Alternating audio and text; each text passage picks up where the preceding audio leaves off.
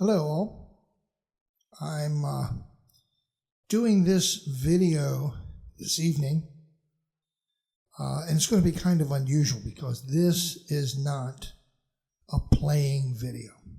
I'm not going to show you a lick or how to play a pattern or give you a concept on drumming or anything like that. I'm going to discuss tonight something that I'm having to discuss over and over with my students. And I think it's important because it needs to be said right up front. And especially for, and I hate to say this, especially for the drumming community. You know, I've been playing drums now since I was 6.5 years old.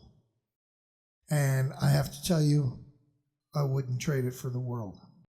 I stopped for a while in 1992, got back into it in 2006, and I've never looked back. And I have to tell you, it gave me a new perspective on playing and teaching. And that's what I want to talk to you all about. In this day and age of instantaneous gratification, I call it that, with the internet and app this and technology that and drum machines and sequencers and all these heavy duty electronics that are coming out that let you compose things on the fly. When it comes down to learning drums and percussion, and I have to tell you, I wouldn't have done anything else, I'll give you that. But this is not an instantaneous process.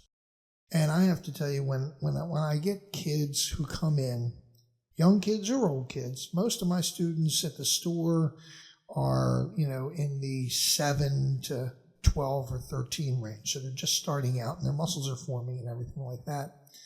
But they think, and I have to tell you, they think they can be what they see on YouTube or MTV or whatever inside of about 4 or 5 lessons.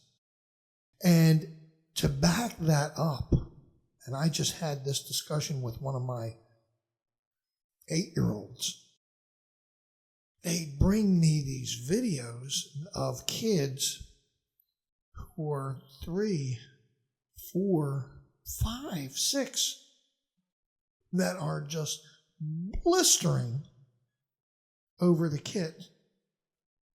And they think that's the norm.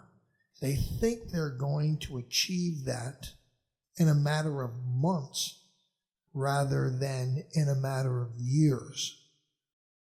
And for the beginning drum student, and I'm not trying to say this is in any way different than other students, but for the beginning drum student, this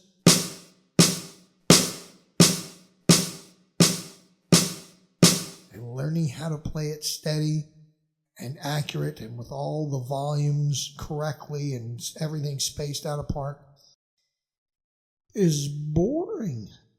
It really is. They don't understand the concept of being the leader of the band, so to speak, the rock that everything has to be built on. It doesn't matter if you can play snare drum, hi-hat, and bass drum if it sounds like this.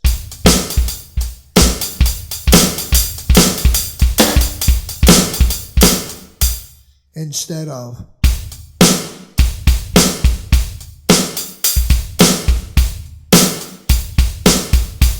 they don't understand the concept that it takes a while to get 4 limb independence going. They don't get that. And moreover, for the parents who are just starting out with drum students, it also is a very, very frustrating experience when you first start out. Most of my students start out learning 4 things all at the same time. That's what I teach. 1 is technique, the ability to do this, learning up to that type stuff. I teach rudiments right off the bat to get their hands working. Then we begin to bring the feet in one at a time, because I found that when you throw all of the drums and all of the hands and feet together at one time, it frustrates a student because they can't get it right off the bat. So we take it as a sequential process. The second thing that they learn about is time, and not the time on their wristwatch, the ability to stay steady and keeping a tempo at an accurate pace throughout the entire tune. The third thing they actually do is learn how to read. Reading is communication. Most drummers who just want to sit down there and go don't want to know what looks like on paper. But I tell them that in order for me to teach you by what I call by rote this, without doing that for reading, is kind of doing you an injustice, doing the student an injustice. Because when you learn how to read, even basic reading, I don't have to say anything to any student, and I can still put it up on a piece of paper and they'll know what I want them to play.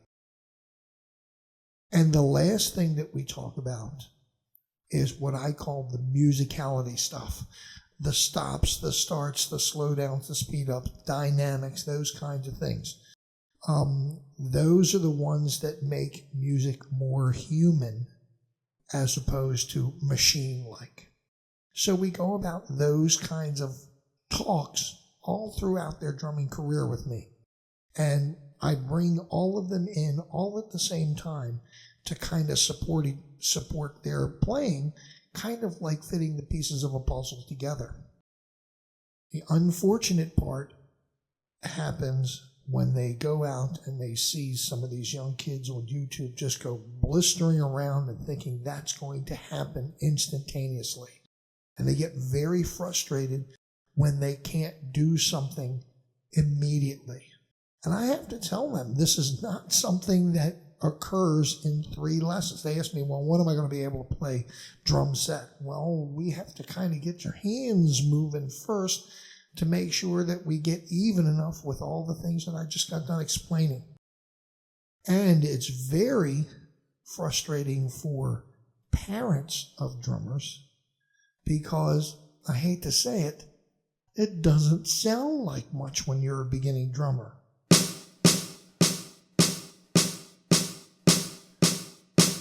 You don't think that'll be a little annoying a couple hours a day, would you?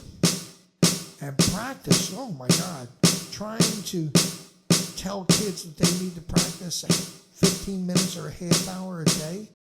You think that I was asking them to go and sit in the corner because I've done something bad or they've done something bad. They don't understand that this drumming is a process.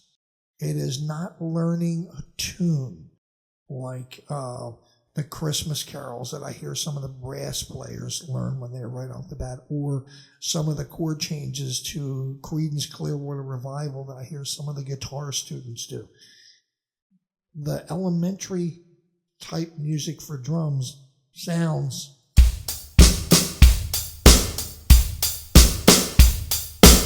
pretty elementary. And unfortunately, in this day and age, with all the loopers and all the mechanics of the software that's going on, it really fights against the principle that I've always learned, is that you have to practice. Garbage in, garbage out. I tell a lot of my students, I wish I had a pill for them that would make them an excellent drummer right off the bat. There's no such animal. It takes work, it takes concentration, and most of all, it takes dedication. So pass this on. If you're watching this video, pass this on to anyone who is inspired to be a drummer or a percussionist. It's the most wonderful thing in the world to be, but it will not come overnight. And I don't care how you can make it sound with all the software and things like that that's going on nowadays. It still takes plain old hard work to actually go from here to here. It just does. Thanks for watching, and I hope to see you again soon.